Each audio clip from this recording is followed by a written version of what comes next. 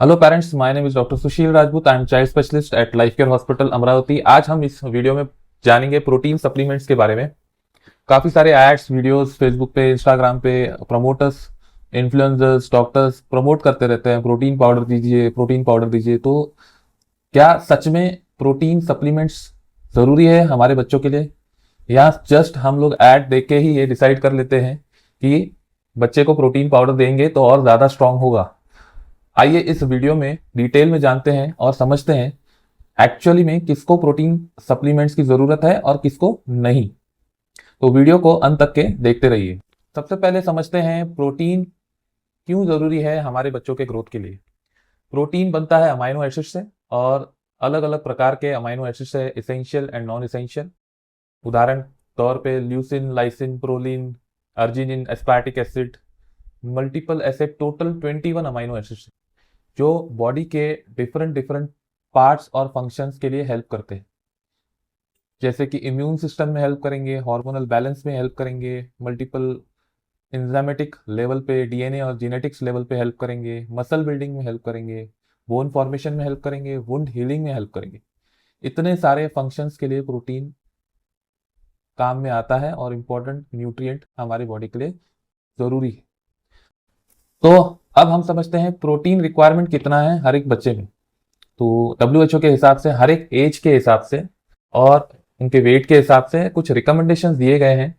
और वो है, जैसे फॉर एग्जांपल 1 से 3 साल का जो बच्चा रहता है उसमें 13 ग्राम per day, 4 to 6 years 19 gram per day, 9 to 13 years 34 gram per day. इसको हम अगर प्रिसाइसली और बारीकी से जाने तो 0 to 3 months 12.5 gram per day, 4 to 6 months 12.7 gram per day, 7 to 9 months 13.7 gram per day और सो ऑन।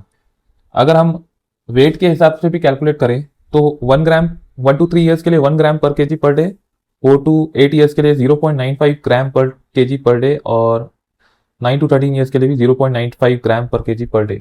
तो ये रिकमेंडेशंस हैं WHO के हिसाब से कम इतना प्रोटीन पर डे आपके बच्चे में जाना चाहिए। अब हम समझते हैं प्रोटीन कहाँ कहाँ से मिलता है। तो प्लांट बेस्ड और एनिमल बेस्ड। प्लांट बेस्ड है cereals, pulses, dals, dry fruits, soybean. Animal based egg, milk, cheese, meat, chicken, poultry, fish. Multiple source है प्रोटीन मिलने के लिए। तो अभी हमें पता है प्रोटीन क्यों इंपॉर्टेंट है, कहाँ कहाँ से प्रोटीन मिलता है और कितना रिकमेंडेड प्रोटीन चाहिए बच्चे को। अब हम कैलकुलेट करते हैं आपके बच्चे के लिए। फॉर एग्जाम्पल आपके बच्चे का वेट है, आपका बच्चा अराउंड 1.5-2 साल का है और आपके बच्चे का वेट अराउंड 10 किलो के आसपास है। तो अंदाजा रिकमेंडेशन के हिसाब से आपके बच्चे में 10 ग्राम का प्रोटीन पर डे चाहिए। सिंपल अगर मैं कैलकुलेशन करूं, एक अगर अंडा कोई बच्चा खाता है, पूरा एक अंडा, पूरा एक एग, उसमें 6 ग्राम का प्रोटीन रहता है। अगर आधा कप दही भी खाता है तो उसमें करीबन 8 ग्राम प्रोटीन रहता है। तो 6 और 8 अगर प्लस करें तो 14 ग्राम तो यही हो गए। चलो कोई एनिमल सोर्स तो छोड़ दो, प्लांट सोर्स हम अगर बात करें, मुट्ठी भर अगर एलमंड्स भी कोई अगर खाता है तो मुट्ठी भर एलमंड्स का भी लगभग 23 ग्राम, एलमंड्स का भी 6 ग्राम प्रोटीन रहता है। इसके अलावा 2 स्लाइस अगर चीज भी खा लेता है बच्चा तो 10 ग्राम उसमें रहता है। 1 कप दूध भी पी लेता है तो 8 ग्राम उसमें प्रोटीन रहता है। आधा कप दाल, कुक्ड दाल अगर वो ले लेता है तो उसमें 6 ग्राम प्रोटीन रहता है। कुछ बीन्स अगर 1 कप खा लेता है पकी हुई तो उसमें 9 ग्राम प्रोटीन रहता है। और अगर कोई नॉनवेज 80 ग्राम चिकन जो कुक्ड है वो भी अगर खा लेता है तो उसमें भी हाईएस्ट सोर्स ऑफ प्रोटीन 23 ग्राम रहता है। 10 किलो वाले बच्चे का रिकमेंडेड है 10 ग्राम, चलो ज्यादा से ज्यादा 12 से 13 ग्राम इतना रिकमेंडेड है। और आपका जो बच्चे का जो बैलेंस डाइट है, अगर हम बैलेंस डाइट भी पकड़े जो हमने दिखाया यहाँ पे, वो भी अगर आपके बच्चे ने ले लिया, अगर वो भी नहीं लिया उसका भी हाफ ले लिया तो भी इजीली उसको 10 to 12 gram per day easily achievable target हो जाता है। इसलिए मोस्ट ऑफ द केसेस में प्रोटीन सप्लीमेंट्स की जरूरत नहीं पड़ती है। तो मोस्ट ऑफ द पेरेंट्स ये सोचेंगे तो अगर प्रोटीन की जरूरत नहीं है तो किन बच्चों को प्रोटीन सप्लीमेंट्स की जरूरत है? तो वो बच्चे जिनका वेट और हाइट अचीवेबल टारगेट के हिसाब से कम है, आपके पीडियाट्रिशियन आपको बता देंगे कि आपके हाइट और वेट उतना गेन नहीं हो रहा है एज पर द एज, जिनकी मसल मास कम होते जा रही है, जिनके डाइजेशन का प्रॉब्लम है, कोई और प्रॉब्लम है, माल एब्सॉर्प्शन, क्रोन्स डिजीज, अल्सरेटिव, जो भी गैस्ट्रो मतलब पेट से कनेक्टेड जो भी प्रॉब्लम्स है, उन बच्चों को प्रोटीन सप्लीमेंट्स की जरूरत है।